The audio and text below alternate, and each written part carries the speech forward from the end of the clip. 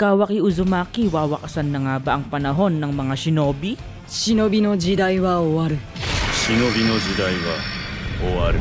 Paano nga ba mangyayari to at bakit nga ba ito ginawa ni Kawaki sa Boruto Time Skip? Pindutin mo nga muna yung like and subscribe para updated ka sa mga Boruto news and updates at atin na ngang simulan. Kung atin ngang matatandaan, sa Boruto Time Skip scene na nakita nga natin sa episode 1 ng Boruto, ang pinaka-iconic na mga salita nga na nakita natin doon yung sinabi ni Kawaki na the age of shinobi is over. Ibig sabihin nga, dahil alam na nga natin nasa kasalukuyan nga itong si Kawaki nga ang totoong namumuno sa Konoha at hindi ang ikawalong Hokage na si Shikamaru. Dahil hawak nga ni Kawaki ang utak ng lahat ng tao sa buong mundo dahil nga kay Ada, sa nalalapit nga na hinarap tuluyan kang madidisband o wawakasan ni Kawaki ang ninja system ng Konoha. At base nga dito sa sinabi ni Kawaki na the age of shinobi is over, posible nga din na baka ang iba pang mga ninja villages o nations tulad ng Hidden Sand, Hidden Mist, Hidden Cloud at Hidden Stone posibleng iniligpit na rin itong si Kawaki. Dahil sa mga oras nga ngayon nakita naman na natin na wasak nga ang buong Konoha village. Tumba lahat ng buildings at kahit nga ang Hokage Stone faces sirang-sira na din. At sigurado nga ako na si Kawaki nga ang nagsanhi ng lahat ng ito. Pero bakit nga ba ito ginawa ni Kawaki sa episode 1 at bakit nga kaya ito gagawin ni Kawaki sa mga nalalapit na chapters ng Boruto 2 Blue Vortex? Well, dito nga magiging psychologist ko muna tayo at aalamin nga natin yung pinagmulan at naging dahilan kung bakit ito ginawa at gagawin ni Kawaki. So noong bata pa nga lang itong si Kawaki, noong panahon nga na isa na nga siyang vessel para kay Ishiki Otsuki, sumailalim nga sa isang matindihang training itong si Kawaki. At dito nga sa mga training sessions na binigay sa kanya ni Ishiki o Jigen dito kay Kawaki, nahubog nga dito yung physical na lakas at mga skills ni Kawaki bilang isang fighter. Pero yung training nga dito ni Kawaki hindi nga simpleng training na ginagawa ng mga ninja. Itong training nga ni Kawaki base nga mismo sa thousands of years of experience ng isang 1,000 years old na Otsutsuki na katulad nitong si Ishiki. Ibig sabihin nga, ito yung taijutsu ng mga gods. At dito nga hindi lang physical na anyo at lakas yung nahasa kay Kawaki. Kahit nga yung mindset o utak ni Kawaki dito nahubog din. Dahil habang nagte-training nga maraming ideals at philosophy nga ang naitanim itong si Ishiki sa utak ni Kawaki na magagamit nga ni Kawaki in the future. At oo, itong mga ideals nga na ito nagstay dito kay Kawaki sa pagtagal ng panahon. Kahit nga si Kawaki mismo ilang beses na rin sinabi sa atin na kahit matindi daw yung galit niya kay Ishiki hindi daw niya maikakaila na sobrang dami nilang pagkakaparehong dalawa, lalong-lalo na sa pag-iisip nila. So ano-ano nga ba yung mga to? Una na nga dyan yung idea na ang mga ninja mga mahihinang nilalang na kadalasang unang namamatay sa mga digmaan at labanan at kadalasan namamatay sa mga mababaw at walang kwentang ideals at labanan nga, which is totoo naman. Sobrang daming ang ninja sa Naruto era na namatay dahil nga sa mga ninja wars na even though malalim nga yung mga pinaghuhugutan ng iba't ibang mga villages, andyan nga ang konsepto ng mga teritoryo, pagpapalakas ng mga bansa sa pamamagitan ng pagkolekta ng maraming tail beasts o di kaya ang pinakamalala sa lahat,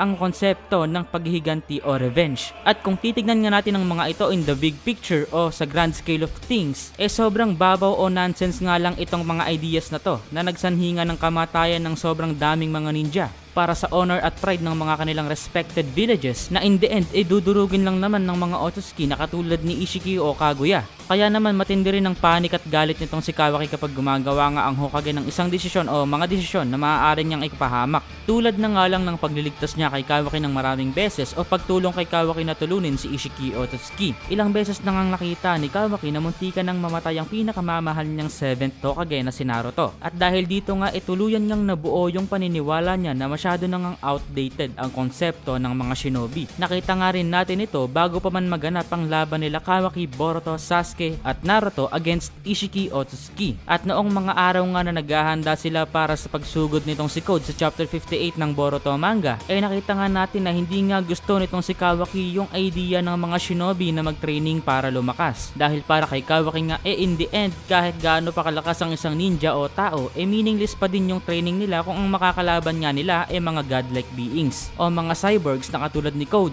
Alam nga dito ni Kawaki na no match nga sila against kay Code at kahit anong training nga ang gawin nila wala pa ring magbabagong resulta. Dahil kahit lalakas nga daw sila sa pagtitraining, pero kahit nga magtraining pa sila ng at least 3 or 5 or 10 years hindi nga daw ito magiging sapat. Dahil in the end hindi pa rin nila matatapatan yung lakas ng mga godlike beings tulad ng mga Otsutsukis. Unless katulad ka nga ni Naruto na mayroong Kurama at may isang mabuting Otsutsuki na katulad ng Sage of Six Paths ang magbibigay sa iyo ng isang matinding lakas na pwede mong magamit para matapatan ng mga godlike beings na katulad ng mga Otsutsuki din. Pero nakita naman na natin na ang mga ninja nga na hindi blessed ng mga gods, unlike Naruto at Sasuke na binigyan ng Sage of Six Paths ng blessings. For example, ang 4 Kages ng iba't ibang nations, nasaksihan natin sa laban nila against Momoshiki na one hit lang sila. Isang matinding suntok lang mula kay Momoshiki durug lang silang lahat, at tanging mga ninja na katulad lang ni Naruto at Sasuke yung may mga tsansa na manalo sa mga Ototsuki. Kaya nga para kay Kawaki dito outdated na nga ang mga shinobi methods katulad nito. Mas gugustuhin pa nga daw ni Kawaki na mag-training na lang under kay Jigen, na binigyan nga siya ng sobrang hirap na combat drills na nagbigay nga sa kanya ng rapid growth pagdating sa pakikipaglaban. Kahit mala-imper na yung experience, pero yung growth nga o paglakas niya sobrang rapid dahil nga sa thousands of experience ng training na napupunta sa kanya mula sa isang Ototsuki na nagtuturo sa kanya. At hindi rin mawawala dito guys ang impluwensya ng buong Kara organization dito kay Kawaki. Maraming ang Kara members ang nakilala natin sa Boruto, at karamihan nga sa kanila may mga modified na katawan, mga cyborg, na ang mga kapangyarihan nga at mga techniques nakabase nga sa mga ninja technology at mga parte ng katawan nila na mga scientific ninja tools. Nabase nga sa nakita natin throughout the Kara arc, mas superior nga o hindi hamak na mas malakas kaysa sa mga simpleng ninja abilities o techniques. Bawat isa nga sa mga membro ng Inner Kara may mga Kage level na lakas, tulad na nga lang nitong si Borot Delta. At hindi nga sila nag-training para dito, hindi sila nagsayang ng sobrang daming taon para makuha yung lakas na to. Ginawa lang talaga yung katawan nila na may ganito ng klaseng lakas, na hindi nga maaabot ng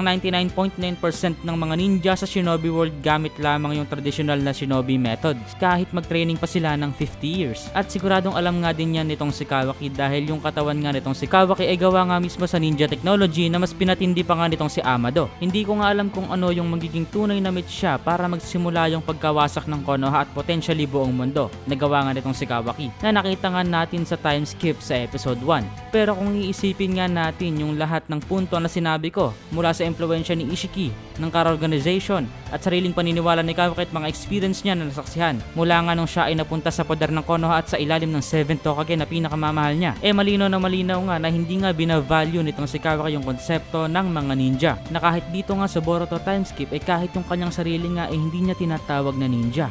Oo, si Kawaki nga mismo hindi kinukonsidera yung kanyang sarili bilang isang ninja. Noong kinakausap nga niyang isang sibilyan sinabi niyang makinig sila sa mga ninja. Ibig sabihin nga nito hindi niya nga tinuturing na ninja yung sarili niya. At kahit nga forehead protector walang suot na makikita dito si Kawaki sa katawan niya. At kahit nga ninja vests o kahit anong ninja tools tulad ng kunai hindi natin makikita dito kay Kawaki. At sigurado nga ako na yung mga nasabi ko nga ilan lamang sa mga magiging dahilan kung bakit tuluyan ngang tatanggalin ni Kawaki ang buong ninja system sa nalalapit na hinaharap. Comment down below kung agree kayo at sabihin nyo rin yung mga thoughts nyo dyan. And don't forget to like and subscribe, and kita-kits tayo sa susunod na video. Andres Senpai out. Abangan nyo yung mga susunod at peace.